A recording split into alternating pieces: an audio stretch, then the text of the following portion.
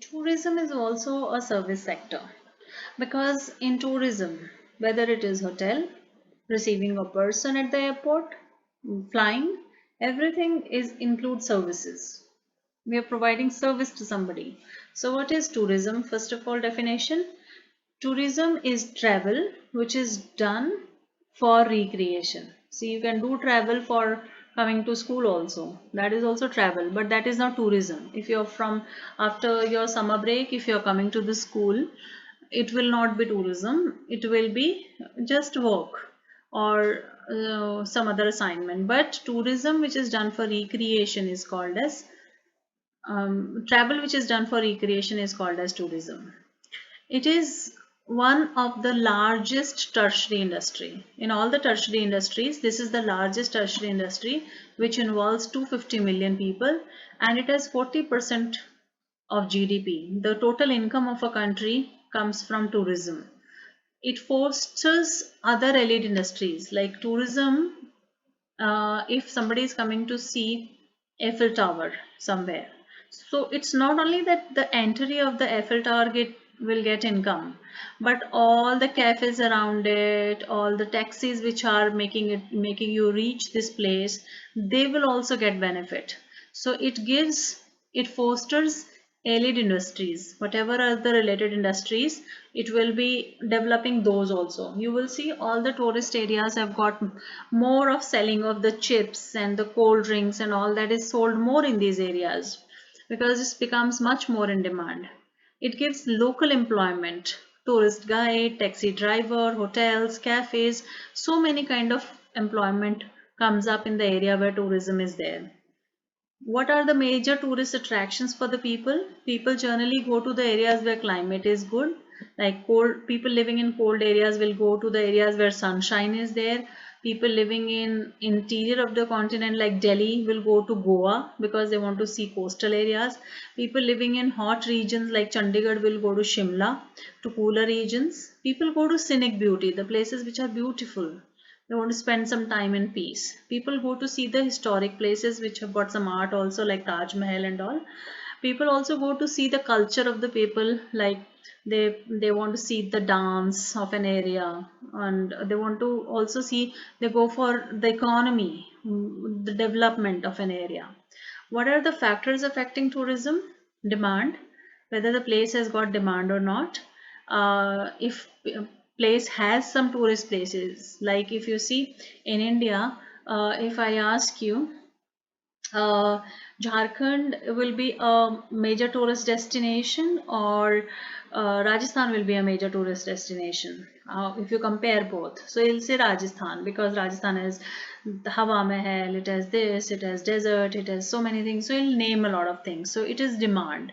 Then transport, whether both the places are connected with better transport or not. Now we can say that Himalayas are very beautiful, Everest is so pretty, but transport is not available, so how can you go to see it? You can't go to see it until unless you have a transport facility.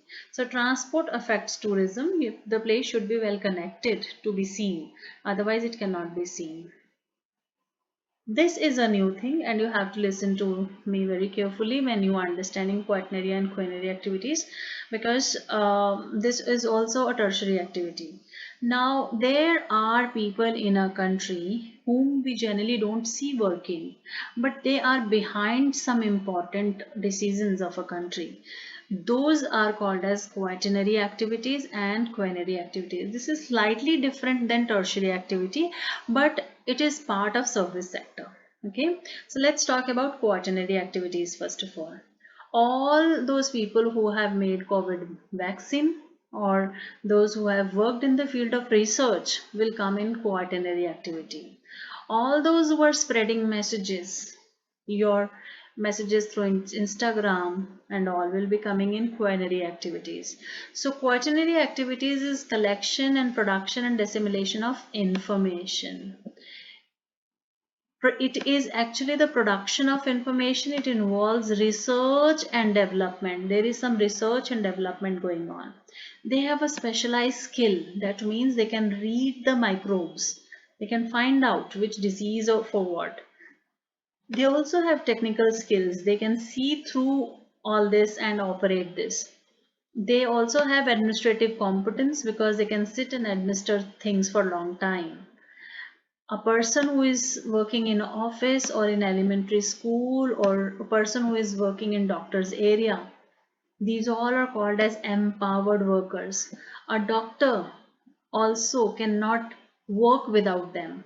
So when you go to a doctor, doctor will tell you to go and get an ultrasound done or x-ray done. So the person who is doing x-ray will be the quaternary person. So you see, these are called as empowered workers because they have administrative skills and technical skills. Now come to the quaternary services. Quaternary services are of those people who take highest level of decision. I hope you all know this. This is Google's CEO. He is an Indian. He is sitting in USA and he is deciding everything what is coming in Google, how Google is running. Sundar Pichai, I hope you all know him. So CEO of a company who decides for a country, for a company is called as is in quaternary service. The policy makers, the officials, the bureaucrats, even the politicians, they come in quaternary services. Nowadays, we are outsourcing large number of call centers in India also. Like in quaternary services, we generally what we do is we have an idea and we want to implement this idea somewhere. So we pick up a country, we pick people from there, we train them and we ask them to spread this idea. So that comes in quaternary service. Okay, so like we have so many multinational companies in India, and these companies are located in India and China. If you have been using iPhone, you will see that behind iPhone it is written assembled in China, assembled in Philippines. So why assembled in Philippines? The technology is from US. US is providing quaternary service. Assemblage is done in China and India. So quaternary services has outsourcing nowadays. Why in India and China? Because there is cheap labor.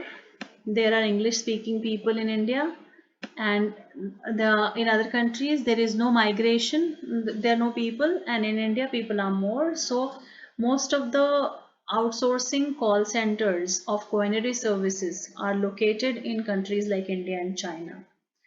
As I told you, quaternary services have got CEO, government officials, and legal consultants. That's an example of it. So learn it nicely.